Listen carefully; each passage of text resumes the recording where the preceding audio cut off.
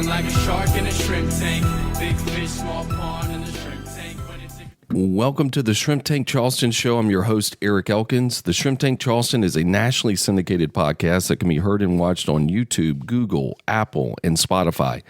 You can also tune in and subscribe to our shows on our website. Go to www.eellc.com for past episodes and shows.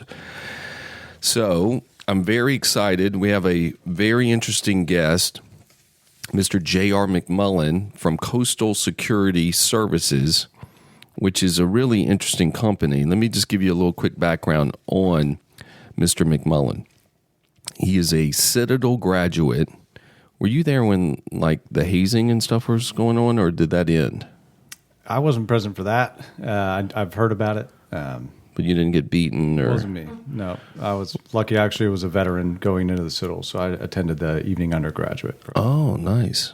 Yeah. And JR was in the Coast Guard for a period of time, and then he went on to become the Chief Operating Officer at Coastal Securities and Investigative Services, better known as CSSI, headquartered in Bluffton, South Carolina. And we're going to hear about this robust company that has over 250 people helping and investigating and being a part of all kinds of stuff, from security of facilities, whether that's healthcare, industrial buildings, ports, schools.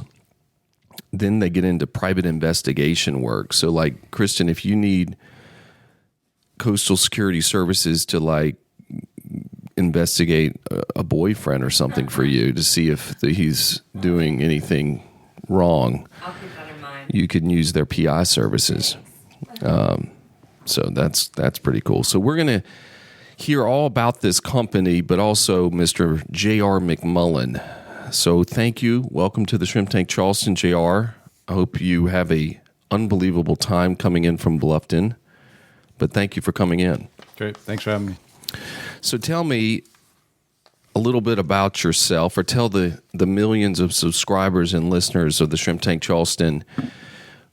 Are you from Bluffton? I'm not. I was raised in South Carolina. I was originally born in Fort Thomas, Kentucky. Parents made our way down. I was a young boy at the time, but I was raised in Hilton Head and Bluffton. Where'd you go to high school? Attended Hilton Head High and Hilton Head Prep, both. How old are you? I'm 33. 33. Isn't Shep from the guy from Southern Charm? Didn't he go to one of those schools? Yes, he's a little bit older. He's about, I would say, 2 graduating classes above. Do you do any security detail for Shep? We actually have. Oh, really? Yes. He needs security? Like he has people coming after him and stuff? No, there were a couple events he attended. They just wanted assistance with, like, crowd control and just be able to get him around. I was just kind of making a joke there, but no. Geez, Shep. That's pretty cool. And so, okay, you grew up, parents married, divorced? They're together. Mm-hmm.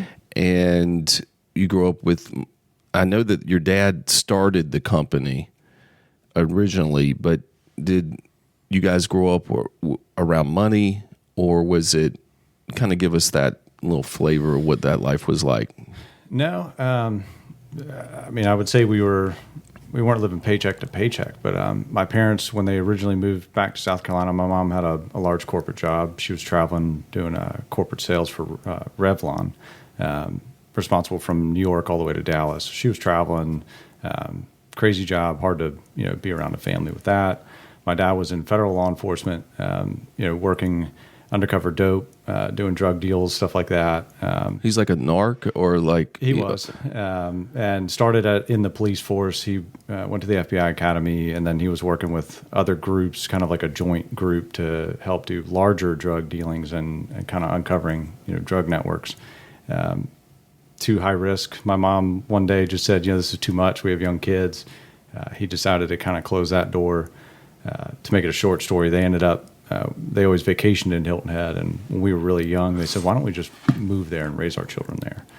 So they packed everything up. We moved down into a small condo, my mom found other jobs to work in, different marketing areas. Dad kind of bounced around between different jobs for security. When the company was founded, it was the same year he was actually diagnosed with stage 4 cancer. Really? In 2000, he was diagnosed in pretty much the end of 06 and into 07, and I was a junior in high school. So they founded the company, started with one employee and everything, and got it rolling from there. But and that was 2006 that happened. That was 06. So from 06 to 2023, the company went from one employee to over 250 employees. Yes, and we still have our first employee. He's like an uncle to me. And your dad's still alive? Yes. Yeah. Really? Yeah. What kind of cancer did he have? He had colon, rectal, lymph node, and lung. Oh my God. He currently has about 3/4 of one lung. So he struggles really. I mean, a similar symptom is like COPD. So he struggles with that. Pretty much immobile. I mean, he gets around with a scooter and stuff like that, and he's got a service dog. But he has proven multiple doctors and multiple people. MUSC. He was at MD Anderson for the majority of his initial care. Received some great treatment, but just blew people's minds. I mean, on 3 different occasions, they've given him 3 to 6 months to live. And he'd laugh and say, I got too much to do. Really? Yeah. The mind is powerful. You got a positive mindset. People sometimes take it for granted how powerful, especially, do you have kids? I do. How old are your kids? I got a 2-year-old little girl and a 2-month-old little boy. Oh, wow. Yeah. So we're in the fun part of that. Yeah, it's not that fun, to be honest with you. I'm sorry, but it gets a lot better. But I tell my boys, they play basketball, and I'm always like, if you get a negative thought in your head, it's going to affect the way you play. Just like if you got negative thoughts in business and all that kind of stuff, you're going to end up having a negative outcome. So hats off to your dad, man. Yeah, you got to stay optimistic. I mean, he's one of the toughest people I know on earth. Does he have any like special stories, like movie stories where he's, I can't remember the movie with Russell Crowe, American Gangster, where he's an undercover cop with Denzel Washington is the drug dealer. True story. Frank something. You know that movie? You never saw that American Gangster? Did you see that movie? I did, yes. I'm trying to... Frank. I'm drawing a blank on Frank's last name, but I remember it well. Great movie. It's a great movie, Kristen. You need to see that. Excellent. American Gangster. Paramount. Okay, I got that in for Paramount. I had to somehow get the American Gangster movie in the episode, and I just did. Okay, so, but did your dad have any crazy stories like that? A couple stick out. Yeah, I mean, he always told us really cool moments. He was, I remember he was doing a large deal with a group. I believe they're actually members of Hell's Angels. And him and his police partner, I mean, this is the old days. I mean, this is not... Does he have like long hair and like a goatee? Totally. He was one of the only people to ever graduate the FBI Academy with a full beard and just long hair. So he looked totally different than everybody else. I mean, but yes, he was very much undercover. He was doing a deal once, and they carried little .38 revolvers that they could conceal and carry in their waistline and stuff. And I guess they were walking down a stairwell, after the deal had been made, and they were trying to get out of the building with them to then make an arrest. And the pistol fell out of his waist, and started falling down his pants. So he grabbed it and pretended he hurt his knee. And so he was making his way down the steps, and then he got the pistol out fell out of his pants, and then he held it up and said, "All right, all you guys are under arrest." Oh, really? Yeah. Was that Pablo Escobar by chance? No. Did he meet Pablo Escobar? No, I don't believe so. Jeez.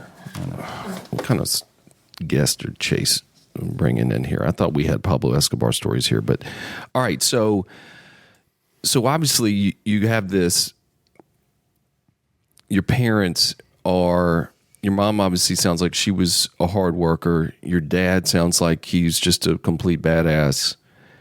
So you had it sounds like two really strong mentors that you could kind of absorb work ethic and how to make things happen. Absolutely.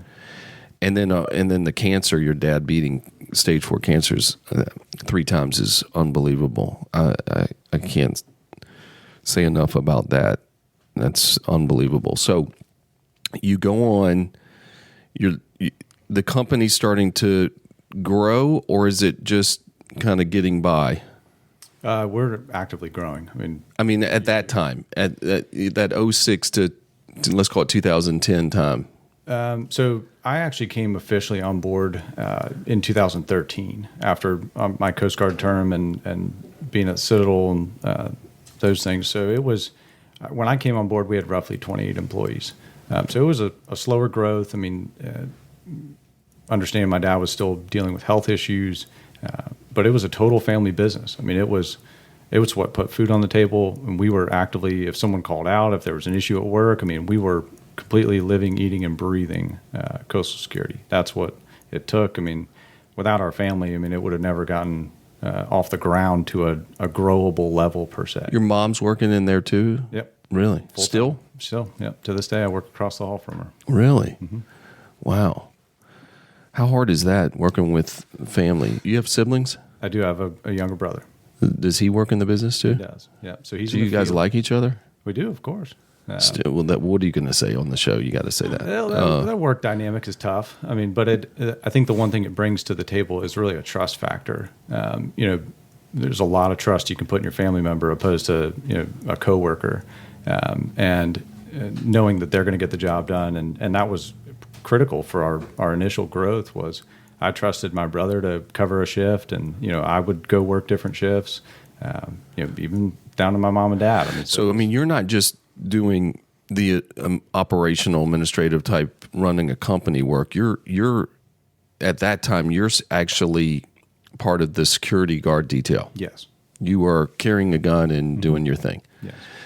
And so you come into the company, married or not married when you first come into the company? I was not married at that time. Okay. So you can just work till 7, 8, 9 o'clock at night. Doesn't matter. Yep. Had a dog. That's about it.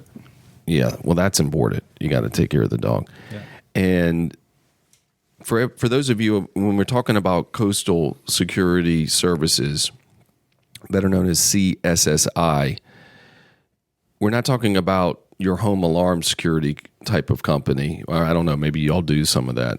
We have tech partners, but no, us as a company, we do not do any hardware or install stuff. Okay, so we're talking about a company that if you live in a neighborhood and there's securities, and there's plenty of these around Bluffton and Hilton Head, when you go into Sea Pines, they have security that they outsource to. Potentially they're outsourcing to coastal security. If you own warehouses or you own industrial buildings and there needs to be security or work to be done, you potentially are calling your company. That's correct. And you shared with me before we got on the air about healthcare and being on basically the security for a lot of hospitals and healthcare facilities. Kind of share that story about, because I never think about that. I'm thinking that the police are the only ones there. I'm not even paying attention to it. But I guess there is a definite need a lot of times. So you were talking about in the emergency room when someone has been shot and they're bleeding all out everywhere, the family starts coming in and you get involved. Yeah, I mean, the healthcare environment poses a really interesting dynamic for security and keeping order. It has a opportunity to bring a lot of emotion, a lot of craziness. Where you just never know what's going to come to the door, especially of an emergency room. Some of the ones we work at are level 1 trauma centers, so they're they see every single. They have life flights that come in with helicopters from tragic car wrecks. Gang-related shootings, anything you can think of where there's a traumatic incident, and the aftermath is generally. I mean, recently there was a celebrity that got in a car wreck near one of our hospitals, and when he moved there, it went viral. Can you tell us who the celebrity is? I'd rather not. Well, isn't it public? It probably was public, wasn't it? It is. Were you hired by the celebrity to? No. Okay. No, the healthcare facility basically put out a additional request for security where we had to bring in additional staff, but it went viral on TikTok and all the other social media networks that he was there. and it brought a massive crowd. I mean, they were all in the parking lot. They all wanted to see Who is this, Kristen? What happened in Bluffton? Was it in Bluffton or in Hillhead? This was in Savannah. This was in Savannah. Who's that? No idea. I don't You need to Google that right now and tell me who that is. Who got into a car accident? I mean, It was public, and it's he was wanted for a lot of different issues. So, but it provided a really interesting dynamic in that environment. So our security really had to keep order, had to keep people. because the family and all these people are coming into the hospital type thing, or just the fans, or Not only fans, but there was potential threats against him. So people wanted him to not live. So there was Really? threats. I mean, and then gang related, same thing. You know, if there's a gang related shooting, I mean, we've seen sometimes where the order of beds and where they put people, they may put opposing gang members next to each other. So when families come in, or if there was an issue, you can imagine sitting in an emergency room where the two people that are being treated for care, don't really like each other. wow, there's so many unbelievable stories that we can learn about today. But I don't want to just talk about these great stories. I also want to talk about the growth of your company, because to go from 28 employees to now close to 300 is pretty unbelievable growth. So I want to get your perspective on kind of why you think the company has done that type of growth. Was it organic? Was it acquisition? I want to hear that. So kind of ponder that question. But guys, you're listening to the Shrimp Tank Charleston show. Follow us on Apple Podcast. Under the search menu, type in the Shrimp Tank Charleston. You can also go to Spotify, or you can watch this interview. You can see how handsome J.R. McMullin is. And you can watch on YouTube our channel, the Charleston Shrimp Tank, or the Shrimp Tank Charleston channel. You can watch the episode as well. So you can do all that. But we're going to take a quick break. We'll be right back. Attention. Do you own a whole life or universal life insurance policy? Were you told to expect a big tax-free nest egg at retirement, or that dividends will pay for the policy instead of you? Agents frequently sell products like this that are profitable for them, but not for you. Let Double E audit your policy at no cost. Call now to find out how Double E Insurance and Financial Solutions can help you. 843-936-6352. DoubleELLC.com. Securities offered through Fortune Financial Services, Inc., member FINRA SIPC. Elkins Financial, Double E LLC, and Fortune Financial Services, Inc. are separate entities. Welcome back, guys, to the Shrimp Tank Charleston. I'm your host, Eric Elkins. I use the Shrimp Tank Charleston platform to continue elevating my life as well as our clients' lives, whether it's from networking or connecting our clients with Shrimp Tank guests, just like Mr. McMullin, where people need coastal security and investigative services, or other companies or people we've met with or interviewed with over the course of time. So if you want to reach out to me and be a potential guest on the show, please go to our website, www.doubleellc.com, and go to the contact us page. Sorry, I'm having a hard time talking today. And put your name in the hat, and we'd love to see if you might be a person that we want to have on the show.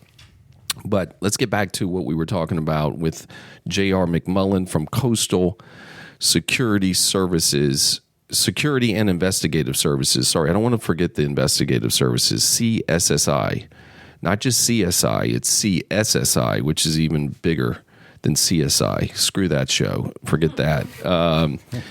But I asked you prior to the break, I said the company at one time is around 28 employees, which is a really nice sized company probably. It's probably doing very well, profitable, all that kind of stuff. But then now you migrate to today, 2023, and you're close to 300 employees. Why? What caused that dramatic growth? Because that's not that much time. To me, 10 years to go from where you were to where you are now is actually kind of short to me for that kind of growth. Right. So to answer the question, what caused it? I'd really accredit really the growth to some key hires of management. We've put together a great team now in our administrative or executive team that I can remember almost every date or year or month where they were onboarded, and over the course of the years, adding each key player really was kind of the next level and push to get us through, or we could really take on more challenge, take on more work. So all the credit would be really to the management for that second surge of growth. So did they kind of help push you guys to, hey, let's try this, let's try that? It really was the skill set they brought to the table. They shared the same work ethic and kind of fit into the culture of we're kind of up for anything, any sort of challenge. In 2014, we started with the Heritage Golf Tournament. I mean, that was a special event that we now still work. Next year will be our 10th year. We staff over 200 people for 10 days to secure that event. It's one of the greatest golf. I used to go every year with my parents when I was a kid. It's amazing, and it's funny. Is it still Heritage, or did they get a? I know they went back to the Heritage and they lost. They had like RBC or something. They still have RBC, but it's hosted by the Heritage Classic Foundation, and the title sponsor is the RBC Royal Bank of Canada. Okay, and so stuff like that, where you previously 2014, you're not thinking, well, we'll do security for the golf tournament. And then that's like one of the things where someone's like, hey, we can do this. I mean, I was also the driving factor of we can do this. Let's do it. My parents kind of instilled that in me, take on any challenge and do it to your best. But sharing that with the other, key management and the great group that we have now, that's what really made us even more confident and then, capable of taking on such a challenge. So prior to 14, were you just doing certain security services? Like, was that what security represented 80% of the revenue? Private communities, done, again, hospitals, different special event work. Most of it I would say, was gated communities in the beginning and private communities. And then it scaled out to these industrial, the ports. Yes. Doing all this other sophisticated stuff. Anything come to mind that you guys had an idea or a concept, strategy for the company and you implemented it and it didn't work? Anything come to mind that was like, wow, we missed the boat on that? Or are you guys just perfect? No, I mean, trust me. I mean, any entrepreneur, if they tell you it's perfect, they're making that up. No, I can't remember any, shortfalls or anything that we. We're hard on ourselves. We're pretty critical. So there's times where it may not have been the best, and we're managing people. So people aren't perfect by any means, and we'll make mistakes, we'll make issues, but it's really our ability to correct an issue or get something fixed quickly. And so now that we're having this issue with staff and workforce either not wanting to work, whatever the reasons could be, everyone complains that it's hard to find good people. Even though there's all these people who are supposedly wanting work, it's still hard to find good people. Are you feeling that, dealing with that issue? Absolutely. Yeah. COVID we kind of reference it like a storm, and we were lucky to kind of weather that storm. We made it through, but as everyone's probably experienced, it has absolutely changed the entire job market, the labor market.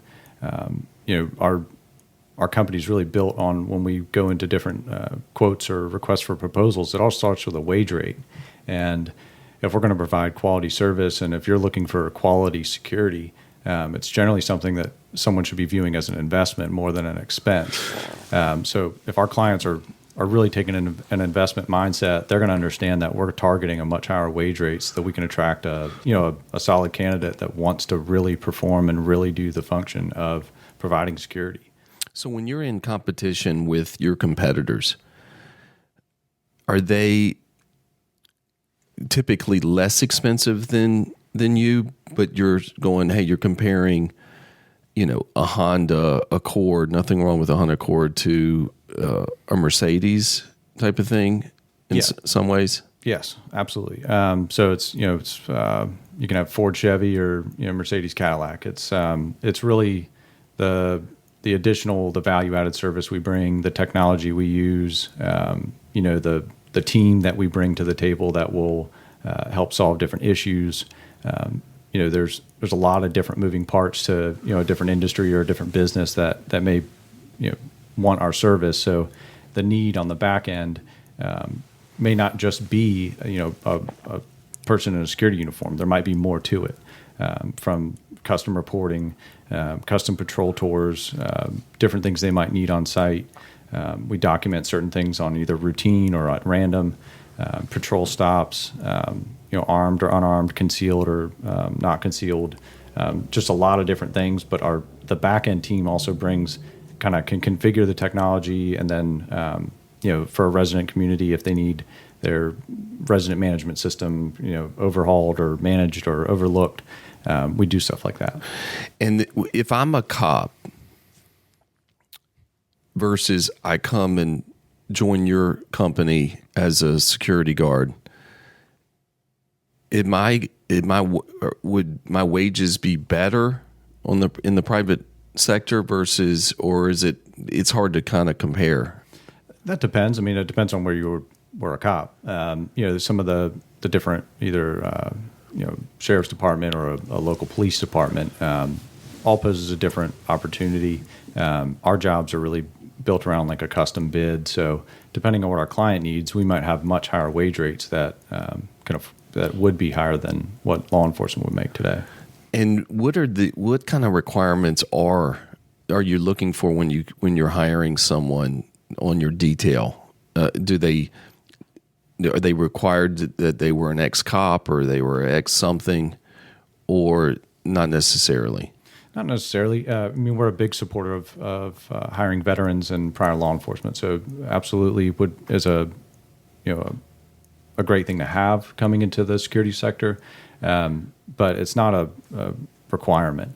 Other than that, it really depends on the state you're applying to work in. Currently we're licensed to work in South Carolina, Georgia, and Florida. They all have different state regulations on what the licensing would be and stuff like that. I mean, the common things that are going to happen are background check, drug test, things like that. Some positions we might do a personality test to make sure you're a good fit. So it's not a requirement, but it's nice any state harder between those three to deal with in your world? Honestly, they're all a little different. They're structured different, and they have different requirements. Some roughly they're similar in the armed side of things. From a initial certification, you have to shoot X amount of rounds at a range with a qualified instructor. We have those in house. We actually have a virtual shooting range at our office where we pre-qualify candidates, where they can come in and they can practice, they can train shooting in what the range is, a virtual range, but it looks just like you're in a shooting range and you're shooting, a silhouette paper target. Our pistols have a recoil blowback on them, so they actually feel like you're shooting a real gun. So we do some initial training.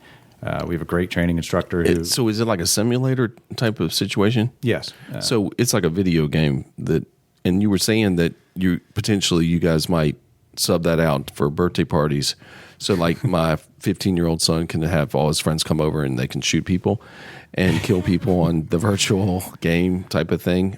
Yeah, I mean, it has all different types of simulations. So it does, there's like can toss, and you can shoot pop cans. I'm not doing that. I want to go into the club and start shooting up and have them shooting at me and stuff. But go ahead. Sorry, I didn't mean to interrupt you. No, that's all right. But it has all different things, so we can have fun with it. And like you're saying, yes, we're going to eventually our instructor is going to be able to take this out to different locations, businesses, private residents, for whatever event they might want to have something like this.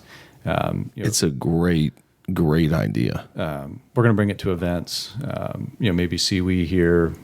That would be great at CWE. Yep. And we can either train and bring you some guidance and instruction, or really just have fun with it. But it has all different types of scenarios. So you can actually go through a simulated building. There's a bank. You can be like robbing a bank and then shoot the security guards. Can you do that? In almost every scenario, you're the good guy. So you're the one. I want to be a bad guy. That's what we're training to do, is be the good guy. But we can actually film our own scenarios. So we could come in and film a different environment. We're going to film a couple schools. We're going to film, some of the major industries that we're armed in. We're going to actually go film our own, and you can build the course out from live video that you've recorded.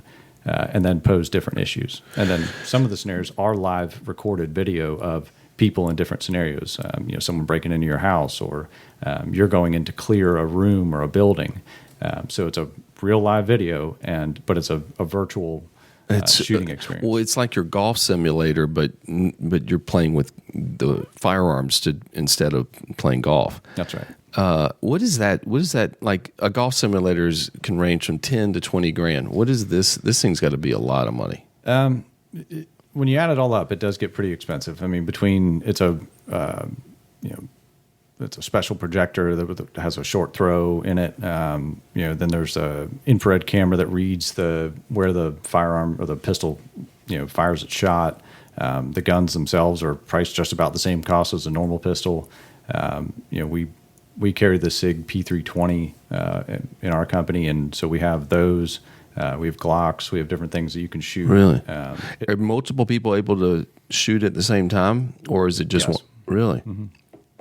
Wow, what a great training ground for your detail, your guards to practice, hone in on their skills, feel a little more, more prepared for real action type of thing.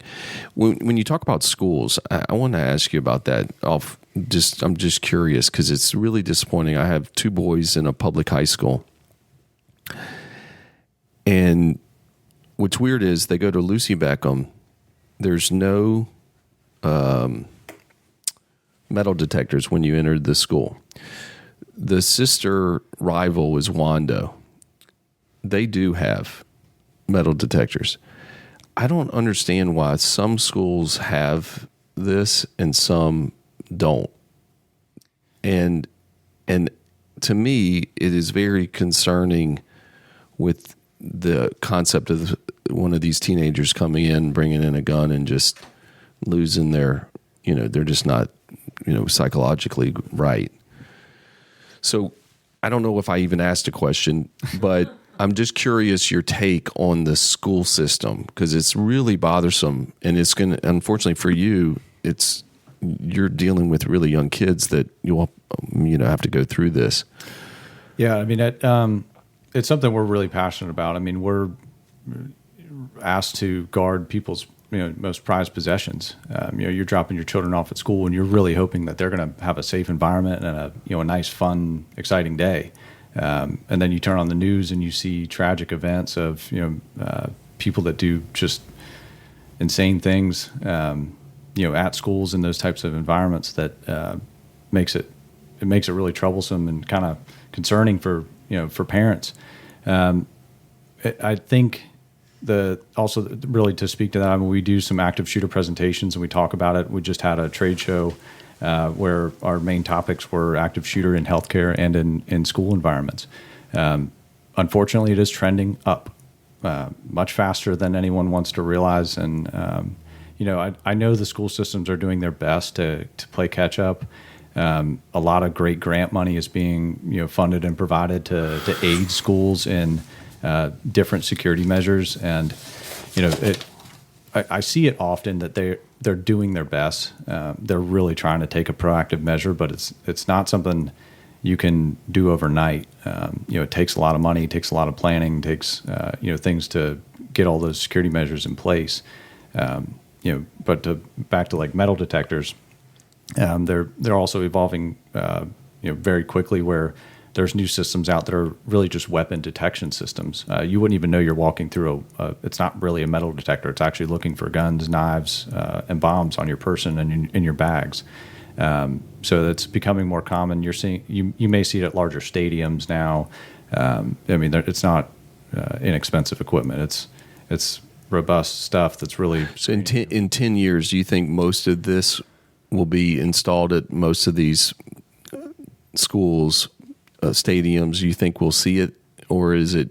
If you had to say 10 years from now, no, I don't know. I don't know if it'll look much different than it is now. I would say yes. I mean, it's definitely on people's agenda, and it's a top priority.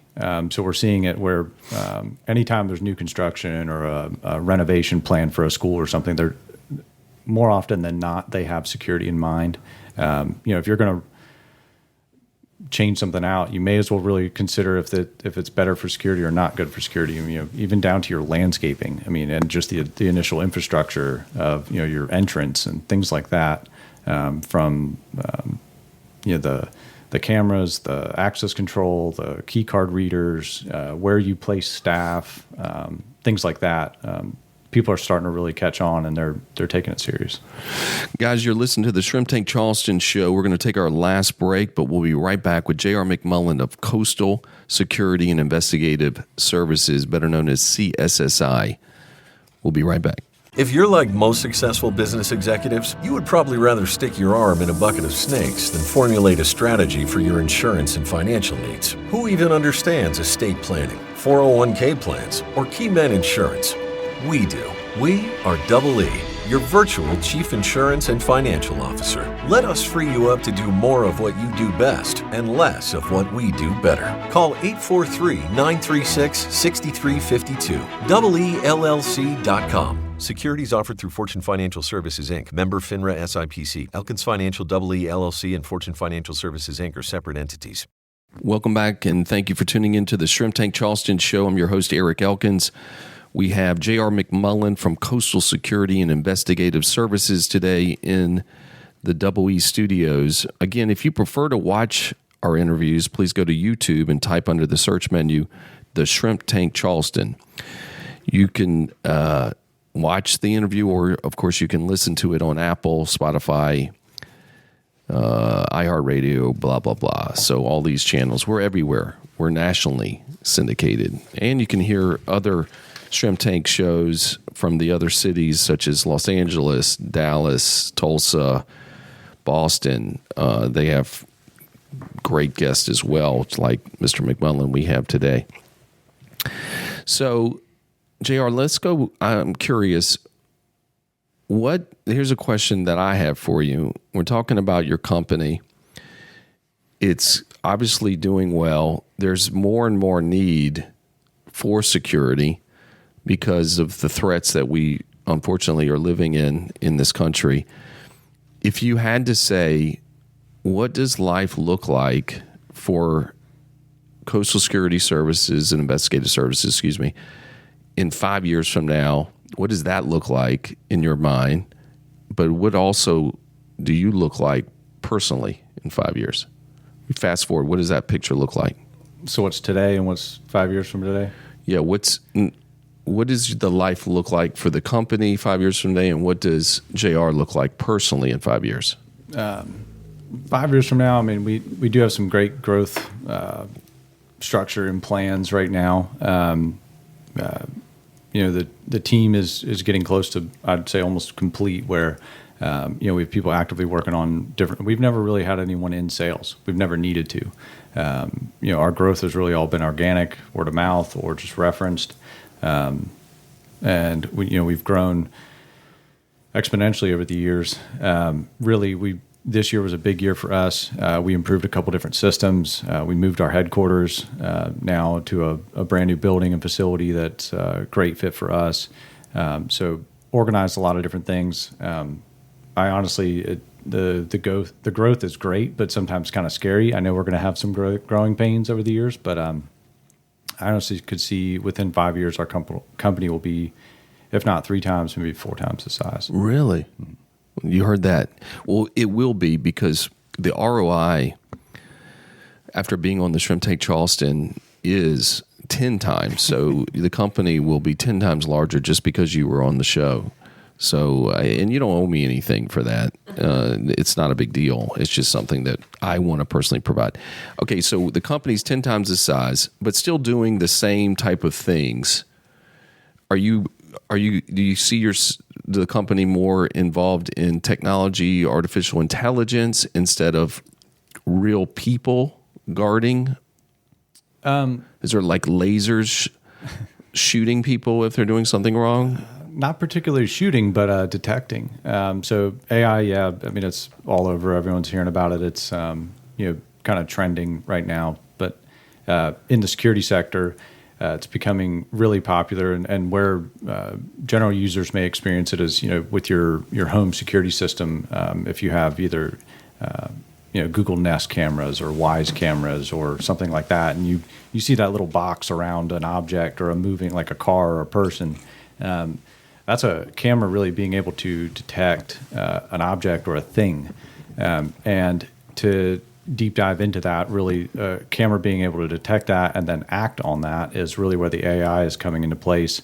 I've seen some really cool systems, trade shows and different things where, let's go back to a school sector or school environment where if you have the right security system, your camera could detect either an abnormal event taking place on the exterior or even detect someone walking with a long gun or a pistol or a firearm, and actually initiate a lockdown procedure, begin locking certain doors.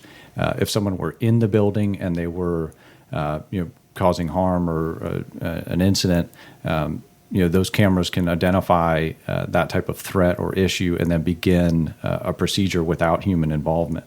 So if I'm in the classroom, the door's going to automatically be closed, and then hypothetically the doors all lock.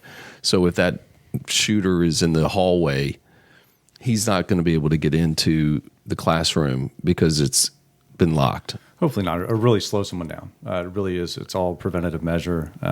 There's no perfect answer unless you're, in a vault. Someone could probably even figure out a way to get in that. But, it's when you really break down, active shooter threats, time is not on your side.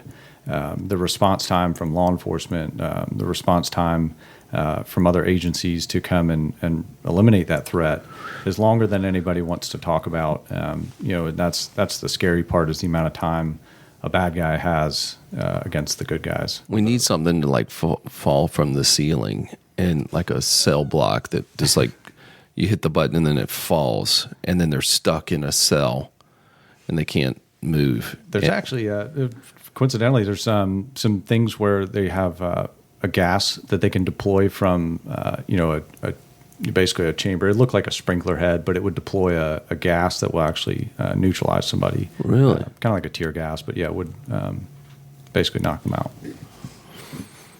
All right, what about you personally? What do you look like? In 5 years? That's hard to say. I promised my wife I would work less, but she knows. What does that day typically look like? What time are you getting up? You have like a routine? Well, I have two little ones, so I got a 2-year-old and a 2-month-old. They, they're love them to death, but man, they sure do like to wake us up at any random hour and then make sure we're up before the sun's up, which I don't mind. I grew up hunting and fishing, so waking up at 3, 4, 5 in the morning was nothing to me.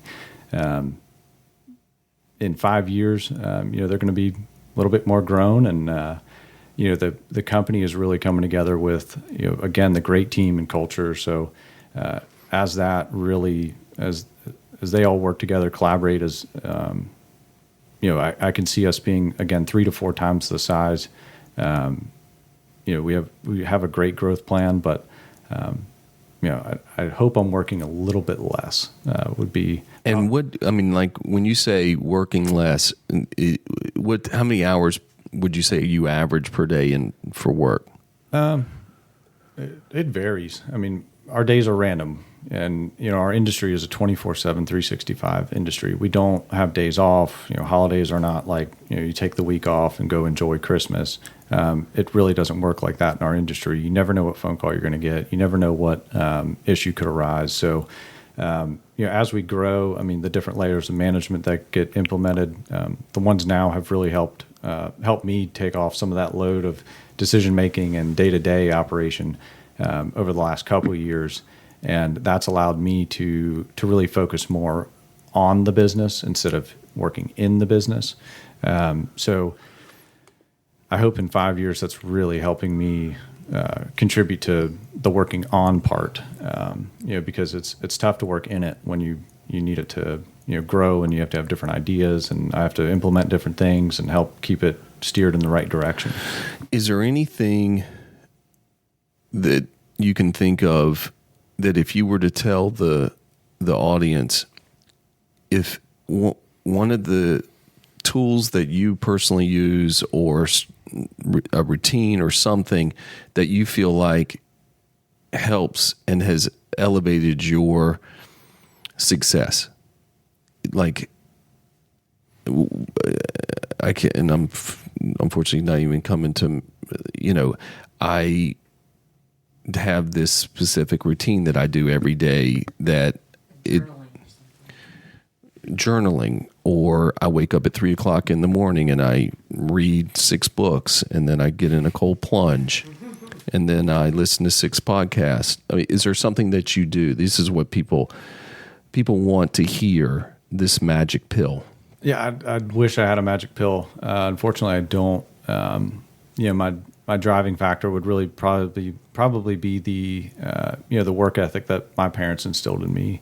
I'm just still passionate about what we do, the places we work, the success stories we've had. Both on the security and investigative side, and we've done some amazing and great things for people. I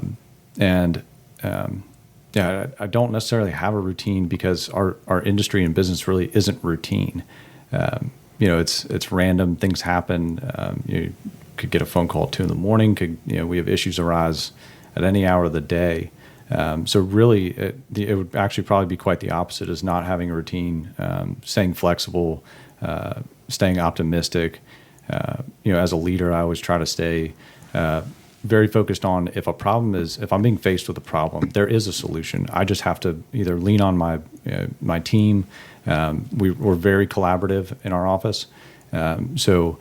If someone has an issue or problem, if they need help or assistance, really we table it with a great group. You can call it a think tank, but we put everyone together really to overcome any issue that comes up. Well, I think you said things that are crucial. One, you said the word passion. You still have the passion about this business, and people you're not going to be, in my opinion, you won't be very successful if you don't have passion in what you're doing.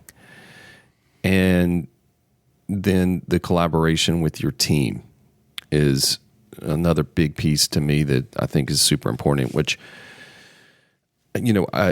we've gotten into this work at home, work remote type of thing. And I've been I wasn't against it, but then we had a speaker come in from Vistage and kind of changed my thought process a little bit on it, in the sense that if you work remote, it's only good for if that person's just working on task, like a to-do list that doesn't involve using a lot of brain work, just executing these tasks. But you're going to lose out drastically the creativity, the think tank, the idea sharing, the competitiveness. All that's going to go away if you get more and more people working from home.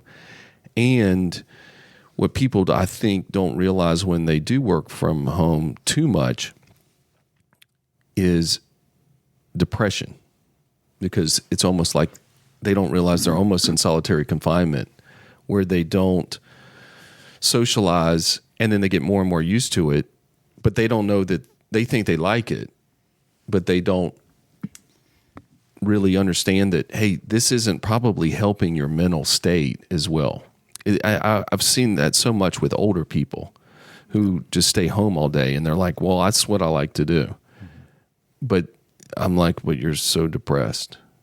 Yeah, and then in our line of work, we're dealing with some of these really high stress issues. So to be able to be in the office and working, in that culture and collaborate with others or share the stress of a problem with the others is really, I think that's one, stress relieving, and two, it helps a team basically attack a problem instead of an individual. Well said. All right. I got some questions from subscribers that came in. You have to answer them. I'm sorry, because they came from subscribers. So this first one is from Don from Fort Worth, Texas. Do you think Alec Murdaugh murdered his wife and son? Tough question. There was In your personal opinion, do you think he was the person who pulled the trigger?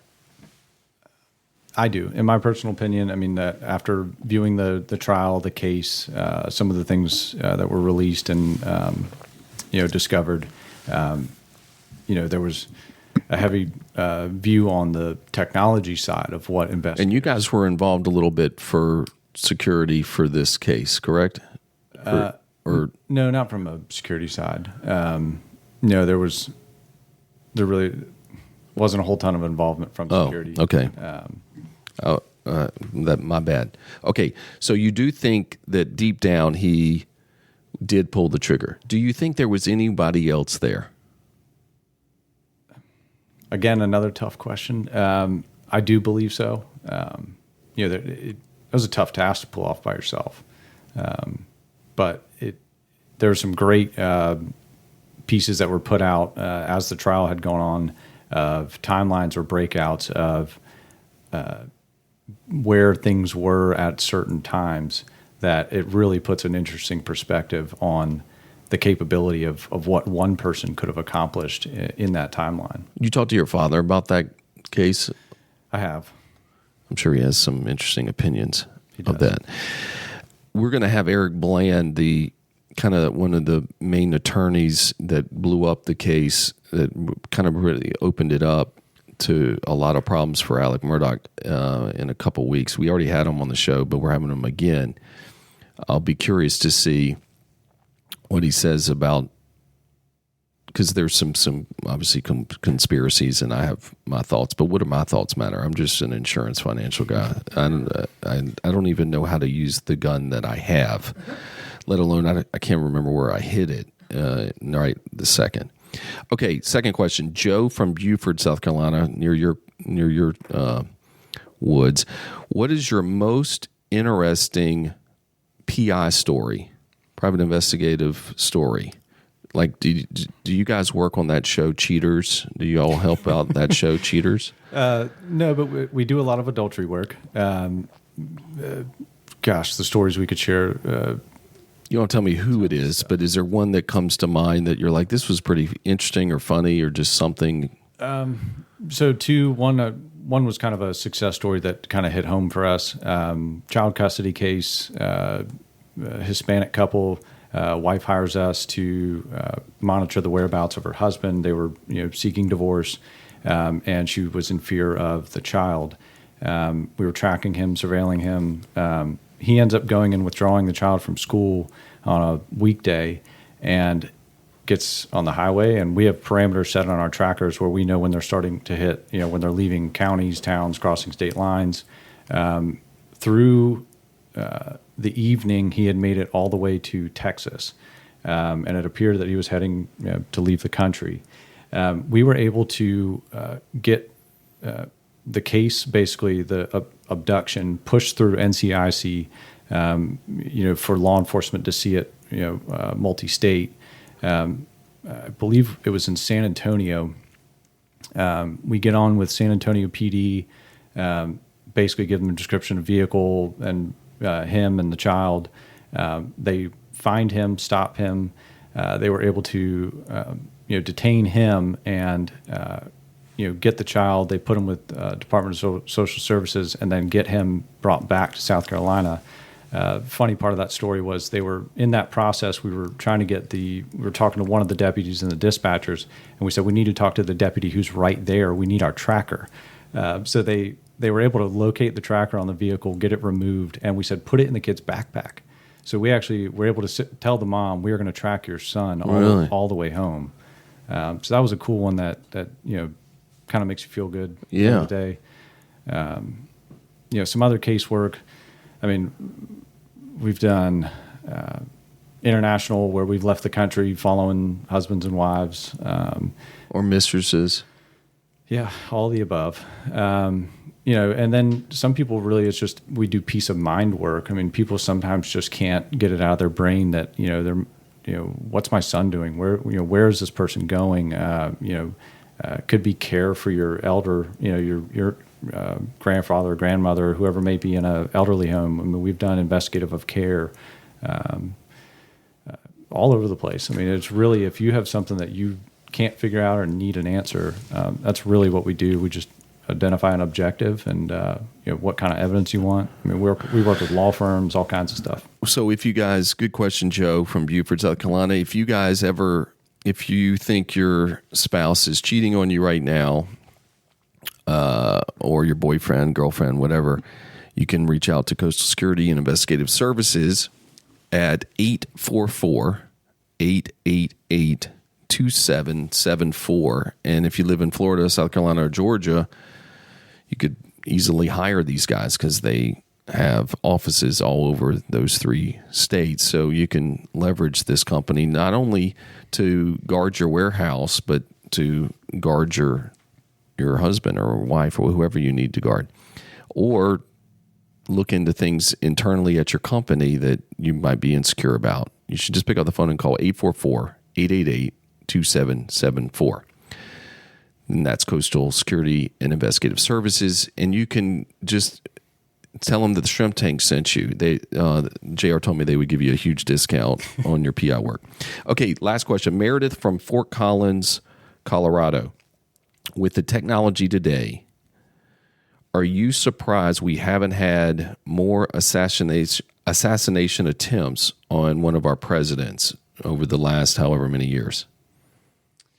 Well, I see technology working both ways. There's offense and defense. Assassination attempts, it's hard to say. I mean, from a technology standpoint, I mean, I remember I did a large study on the DC sniper. That was that one was posed. Wasn't that like 2 people or something? It was. They were shooting from the highways and stuff. Right, in a vehicle where they could lay down in the back, and they could. It was through a hole in the trunk, and they were shooting just random people at WalMarts and shopping centers, and it was tragic. It was terrible. I mean, it created serious havoc in those areas. But I see it both ways. Where obviously, on the offensive side for prevention of an assassination. I mean, there's intel. There's now if you can Google the different AI systems that are in cameras and detection systems. It's becoming more popular. And the amount of I would say advanced security work that's done in preparation for anyone in kind of our presidential cabinet that might be traveling or going somewhere is pretty extensive. So there's a lot of offense against any sort of. I am surprised because it just seems like that president goes into a Bojangles, and next thing you know, you just think. To me, it just seems like someone could just be somewhere 1,000 yards and just do their thing, or what? I don't know. I'm going to end up getting investigated because I have no interest in doing any of that, but it is surprising. I'm surprised that we haven't really seen like more bombs or things, more terrorist attacks. Not like 9/11, but more local type terrorist attacks. So most recently, I don't know if you remember the hoax that took place where essentially a robocaller had dialed multiple schools from Savannah, or basically the Georgia, South Carolina, moved all the way up from our area in Beaufort County. It hit Charleston, it hit Myrtle Beach, it hit Columbia. Basically, a robodialer had called and threatened with a bomb threat. And then threatened with active shooter. So it was pretty scary to think. I mean, the law enforcement response, the amount of assets that were moved to those locations for a total hoax. Sometimes it was not. You don't want to say it's a great drill, but really, and then when you look at it, what was the real intention of that? I mean, they think it was just a total joke. I mean, I know the FBI took over and investigated it, but luckily there was no threat to that. You should go to prison for the rest of your life. I would agree. For that. When they had that shooter a couple of weeks ago in Charleston, where they were chasing, and then they shot the guy, and then the other guy jumped off the bridge and died. The traffic was so bad here for so many hours, and I had to drive to Charlotte. I was like, if these guys live, they should be given the death penalty for the amount of traffic that they've caused. It took me like 9 hours to get to Charlotte because of that. Those guys, I don't even know what their purpose was, but all right. Good questions. Thank you for those who subscribed and sent in their questions. You can continue doing that for the future shows. I again want to say, JR, thank you. You have a very interesting company. You have a lot of great stories that we could share, but we just don't have the airtime. Plus, I got to go back to work.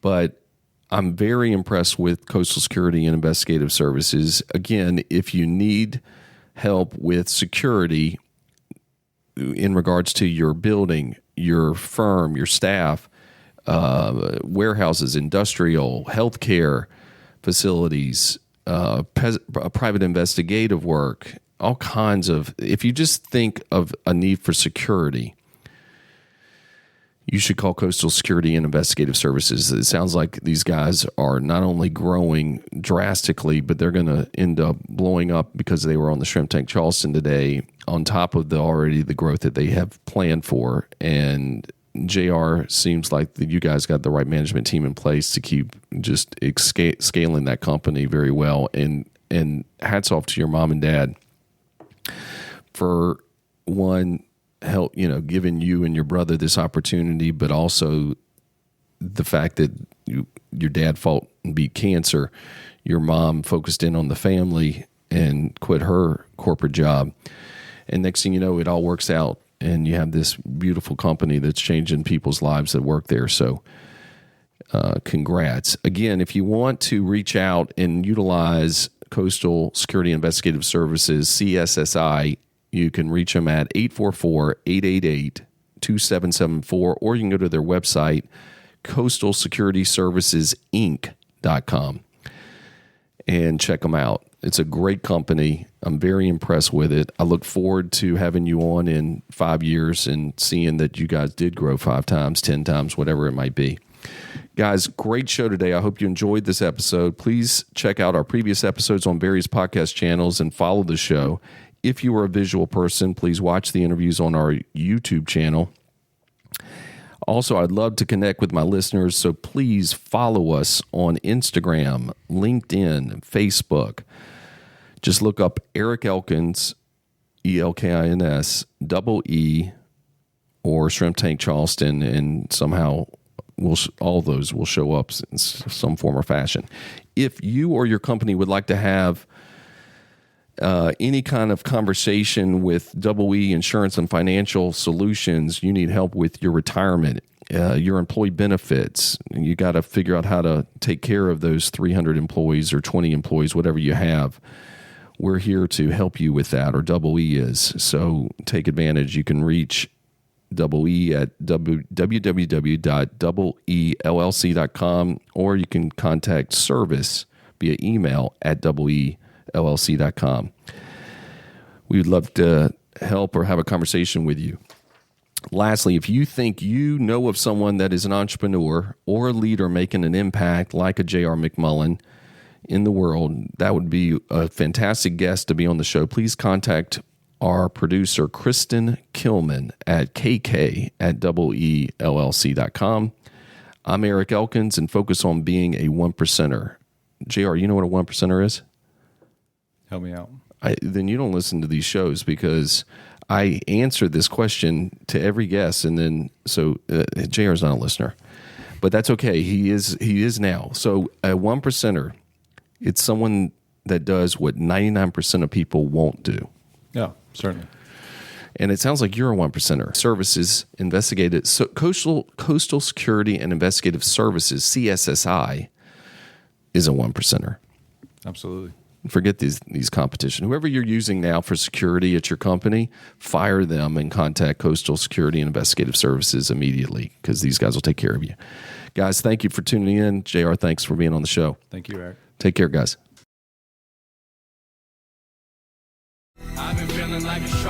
shrimp tank. Big fish, small pond in the shrimp tank. Welcome to the Shrimp Tank Charleston Show. I'm your host, Eric Elkins, but in real life, I'm an entrepreneur and founder of Double E Insurance and Financial Solutions. Double E helps individuals and companies navigate through their financial insurance portfolios. Double E provides clients an entertaining and unique experience. The Shrimp Tank Charleston Show allows us the opportunity to interview and learn from the brightest entrepreneurs and leaders around. We dive into their journey and discover what drove them to become so successful. We will make sure we get out of them not only the wins, but also the losses that they have had on their journey. We are a nationally syndicated podcast that can be heard and watched on YouTube, Google, Apple, Facebook, LinkedIn, Instagram, Spotify, and iHeartRadio. You can also tune in and subscribe to our shows on our website, shrimptankpodcast.com/Charleston, or check us out on the Double E website, double-ellc.com.